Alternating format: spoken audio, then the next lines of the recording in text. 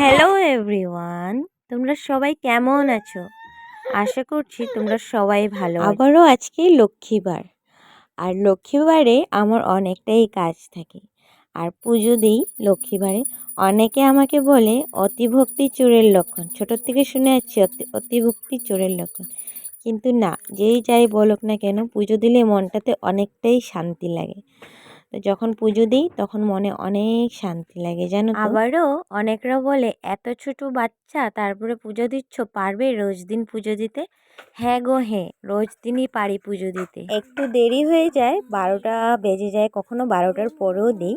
তো রোজ দিনই মনে সাহস থাকলে সব কিছুই করা যায়। আর পুজো কেন দেবো না? সব কিছুর জন্য টাইম বার করতে পারি, পুজোর জন্য টাইম বার করতে পারবো না? বাচ্চা ছোট হয়েছে তো কি, বিয়ের আগে ভাবতাম তো কিছুই পারবো না, কিন্তু বিয়ের পর সব কিছুই পারি। বাচ্চাকেও সামলাচ্ছি, স্বামীকেও দেখছি, ঘরও সামলাচ্ছি, পুজো টুজো সব কিছুই দিচ্ছি। তো সেটা নিয়ে আমার কিছুই যায় আসে না। সব কিছু চেষ্টা করলে সব পাওয়া যায়, চেষ্টা করলে ভগবানও পাওয়া যায়। তো চেষ্টাতেই ভক্তি, ভক্তিতেই শক্তি। তারপর দেখো পুজো দিতে আমি স্কুলে চলে গেলাম। আমার কথাগুলো যদি ভুলভাল বলে থাকি তোমরা প্লিজ আমাকে ক্ষমা করো। আর ভালো লেগে থাকলে লাইক কমেন্ট শেয়ার করো। আর দেখো একটা পুচু, এটা এটা পুজো দেওয়া, স্কুলে যাওয়ার আগে আমি একটা দিদির ঘরে গিয়েছিলাম। তো ওরা বলছিল ওদের মিনিটাকে খুঁজে পাচ্ছে না, ছোট বাচ্চা। তো স্কুলে গিয়ে দেখলাম আমি এরকমই ছোট বাচ্চা। তো ফোন করে বললাম তোমাদের মানে মেয়েটা কি রেড কালারের? বললো হ্যাঁ। ব্রাউন টাইপের? বললো হ্যাঁ।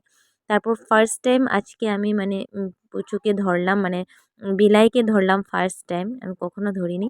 স্কুল থেকে এসে দেখো ওরা স্নান করিয়ে দিচ্ছে ওদেরকে, ওরা দুই বোন মিলে চিপস খাচ্ছে। আর ওকে দেখো দুষ্টু, পুরা বিছানাতে মানে মানে উল্টাপাল্টা করে রাখছে। সারাদিন গুছোতে গুছোতেই আমার সময় কেটে যায়।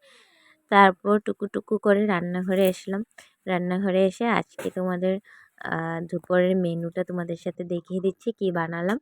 তো এই দেখো এখানে বানালাম পটল ভাজা, শসা ভাজা, তারপর কালকের একটু চাল কুমড়ো তরকারি ছিল, এটা একটু গরম করেছিলাম আর তোমাদের দাদাভাই খেয়ে গিয়েছে। আর এখানে একটু চিকেন ছিল, এটা কি বানালাম, একটু করে এনেছিল আমার মেয়ের জন্য, তো মাছ খেতে পারে না তার জন্য। তারপর পাতলা ঝোল করলাম কোয়াশ আলু দিয়ে। আর আজকাল যেন আমার ছোটো জনকে ডালিয়া খাওয়াচ্ছি, রোজ দিন আলাগ আলাগ খাওয়া দিয়ে আর কি।